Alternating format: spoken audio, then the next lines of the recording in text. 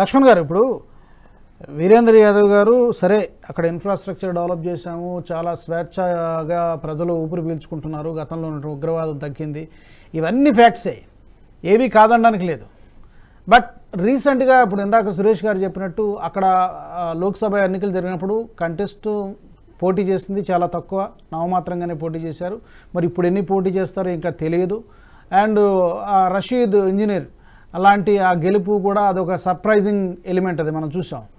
So ఇంకా అంటే అక్కడ ఆ ప్రజలలో ఆ వేర్పాటువాదం అనండి, లేకపోతే మాకు స్వయం ప్రతిపత్తి కావాలనేటువంటి ఒక భావన ఇంకా ఉన్నదా అనిపిస్తుంది. ఒకవేళ అదే ఉంటే కనుక డెఫినెట్గా ఈ మేనిఫెస్టో డెఫినెట్గా అట్రాక్ట్ చేసే అవకాశం లేకపోలేదు కదా. ఇప్పుడు ఇక్కడ పీడీపీ కానీ అంటే ముఫ్తీ మహమ్మద్ ఆమె కానీ, లేకపోతే ఉమర్ అబ్దుల్లా కానీ, లేకపోతే నేషనల్ కాన్ఫరెన్స్ ఆయన షేక్ అబ్దుల్ వాళ్ళందరూ కూడా యువతను రెచ్చగొట్టడమే వాళ్ళ పని, ఆ పార్టీల పని. ఎందుకు? ఓట్ బ్యాంక్ క్రియేట్ చేసుకున్నారు. ఇప్పుడు కూడా వాళ్ళు ఏమి డిమాండ్ చేయబోతారు తెలుసా?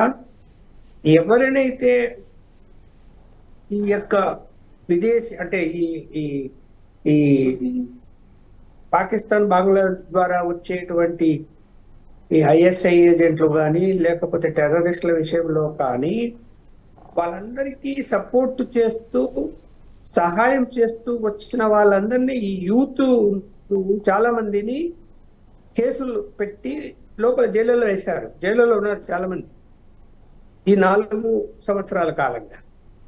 ఇప్పుడు ఏం డిమాండ్ పెట్టబోతున్నారంటే వాళ్ళందరినీ విడుదల చేస్తాం మేమని చెప్పబోతున్నారు. అదే ఎన్నికల ప్రచారంలో కానీ మేనిఫెస్టోలో కూడా పెడతారేమో, మేము వాళ్ళందరినీ రిలీజ్ చేస్తాము అని.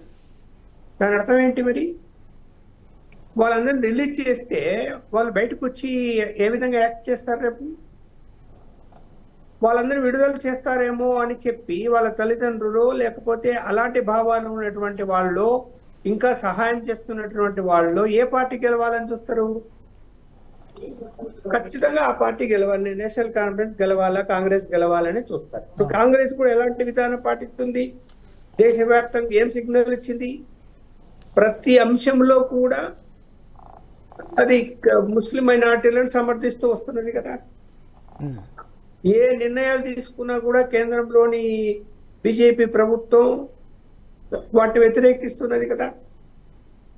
వక్ఫ్ చట్టాన్ని కూడా వ్యతిరేకించింది కదా. కాబట్టి ఇక్కడ ఏమైందంటే, సరే సమస్య పోతున్నది ఎక్కడ? ఆ యొక్క మేము భారతీయులమే, మేము పాకిస్తానీలం కాదు అనేటువంటి యువతలో మార్పు వచ్చి, అనేక పరిశ్రమలు, వ్యాపార సంస్థలు అక్కడ రావటం వలన ఉపాధి లభించి, అలాగే ఈ యొక్క టూరిజం కల్చర్ కూడా పెరిగి టూరిస్టులు ఎక్కువ శాతం వచ్చి వాళ్ళకి ఆదాయాలు పెరిగి వ్యాపారాలు బాగా జరుగుతాయి.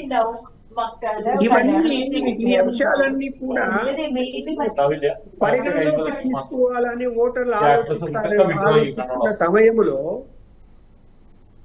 ఖచ్చితంగా ఈ యొక్క కాంగ్రెస్, ఈ ఎన్సీ వీళ్ళు ఆ యొక్క అంశాలను మరుగున పడే విధంగా చేసి ఈ అంశాలను వెలుగులోకి తీసుకొస్తారు, డిమాండ్లు పెడతారు, అదే విధంగా మాట్లాడతారు, ప్రత్యేక హోదా అంటారు, అలాగే ధరలు తగ్గిస్తామంటారు.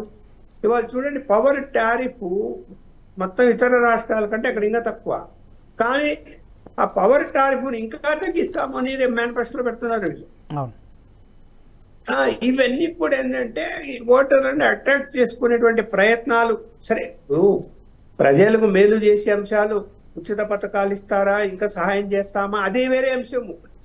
నా భయం ఎంత ఏమిటంటే, అక్కడ యువతను అంటే ఒక దారిలోకి వచ్చి మేము భారతీయులమే అని చెప్పి ఆ పాకిస్తాన్ జెండా ఎగరేయడం కానీ, రాళ్ళు విసరడం కానీ అవన్నీ మానేసి వాళ్ళు పనులు చేసుకుంటే వాళ్ళని ఎన్నికల కారణంగా ఓటు బ్యాంకు కోసం మళ్ళీ రెచ్చగొడతారేమో అని నేనైతే భావిస్తున్నాను. బట్ దాన్ని ఏ విధంగా బీజేపీ కౌంటర్ చేస్తుంది, ఏ విధంగా రేపొద్దున హామీలు ఇస్తుంది? అసలు అక్కడ మన పార్లమెంట్ ఎలక్షన్ లో పోటీనే చేయలేదు. కాశ్మీర్లోని 3 సీట్లు వాళ్ళే గెలుచుకున్నారు. మరి ఇప్పుడు అన్ని సీట్లకు, మీరు అన్నట్టు అన్ని సీట్లకు పోటీ చేస్తారా, చెయ్యరా?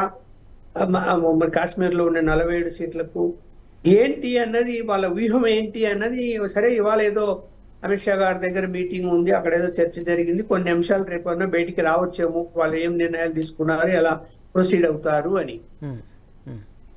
కానీ ఏది ఏమైనా దేశ భద్రత, జాతీయత, ఈ రెండు అంశాలకి ఈ ఎన్నికలు మళ్ళీ విఘాతం కలిగించే విధంగా ఉంటాయేమో అని నేనైతే కోర్టు అయితే ఆర్డర్ ఇచ్చేసింది, మీరు ఎన్నికలు నిర్వహించండి సెప్టెంబర్ అదే కదా. మరి ఏం చేస్తారు?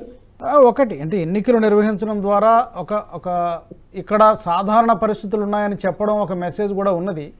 ఎంతకాలం ఇలా పెడతారనేటువంటి క్వశ్చన్ కూడా ఉన్నది. At the same time statehood ఇంకా ఇవ్వలేదు కదా, స్టేట్హుడ్ ఇవ్వలేదు కాబట్టి ఢిల్లీ లాగా పరిస్థితి ఉంటుంది. ఈ వీడియో మీకు నచ్చినట్టయితే లైక్ చేయండి, 10 మందికి షేర్ చేయండి, అలాగే కామెంట్ల రూపంలో మీ అభిప్రాయాలను మాతో పంచుకోండి. Nationalist hub group of channels ను సబ్స్క్రైబ్ చేసుకుని తెలుగునాట జాతీయవాద జర్నలిజాన్ని ప్రోత్సహించండి. ఈ వీడియో కింద ఉన్న బెల్ ఐకాన్ పై క్లిక్ చేయడం మర్చిపోవద్దు.